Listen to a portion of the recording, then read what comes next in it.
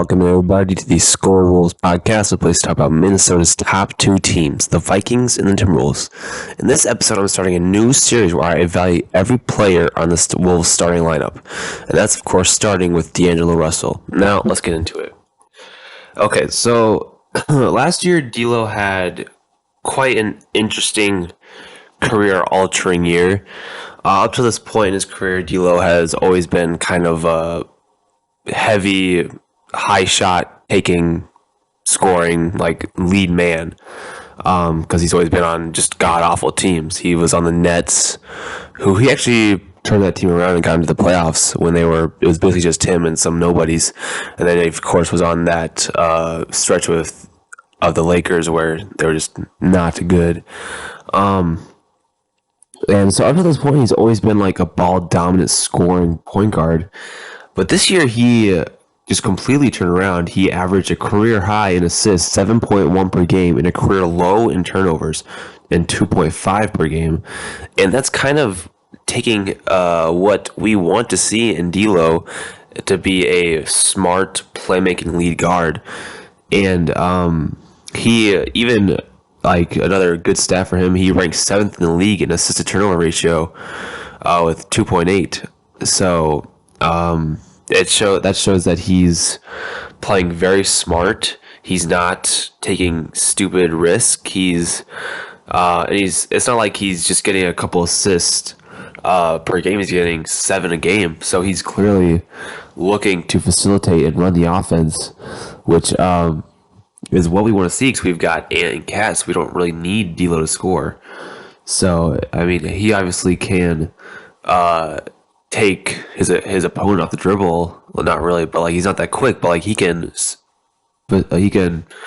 make his own shot and score. But he's not the most efficient player in the world. And when you got generation talents and Ant and Cat, you want them to be the main focal points of your offense.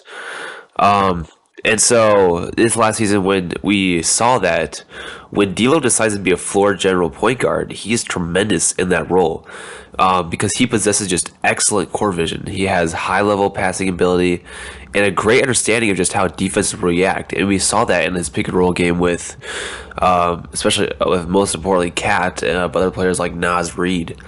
And with the acquisition of Rudy Gobert, we'll need to see even more of that great, basketball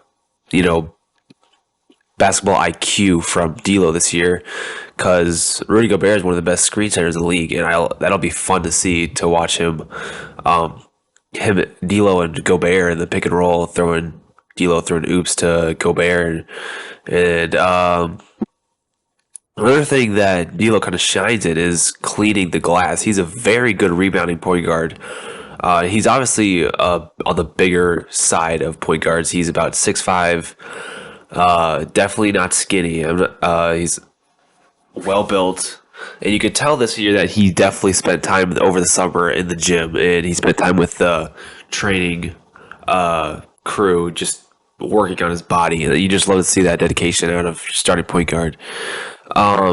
So this past season, Russell generated 0.93 points per possession as a ball handler in the pick and roll, and that's in the 73rd percentile, which is, not terrible. That's pretty good, actually.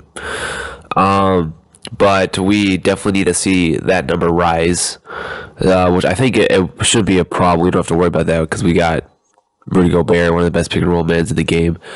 So one of the things that kind of faltered D'Lo this season is that he is definitely not the most efficient player.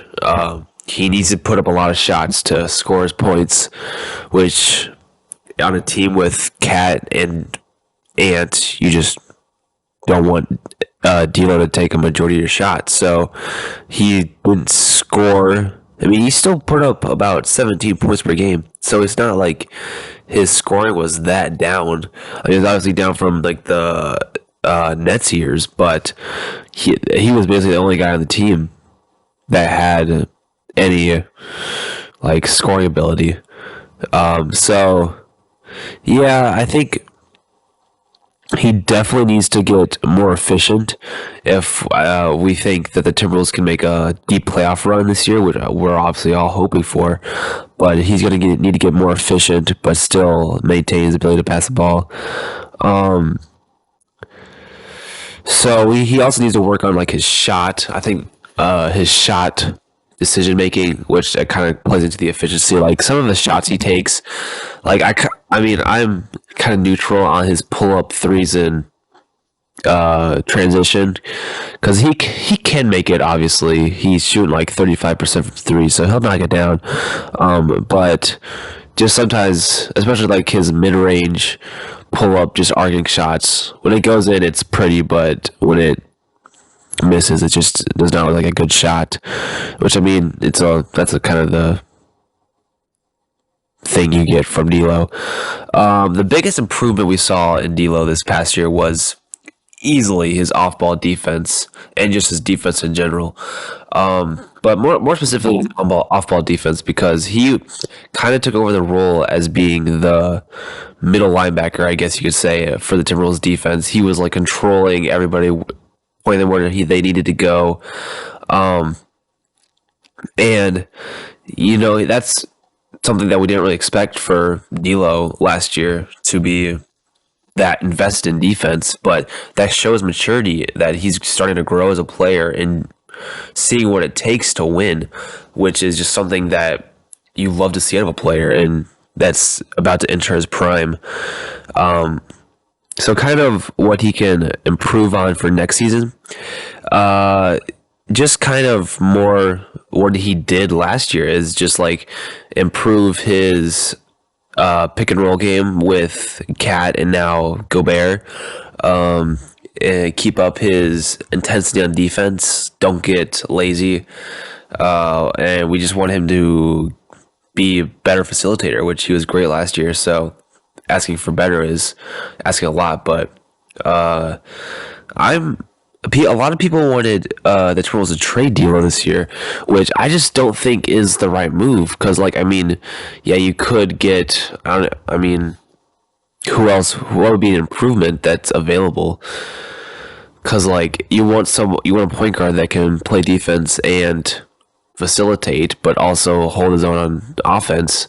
So I mean, I guess like CP3 would probably be the most logical upgrade, but he's like 38 years old.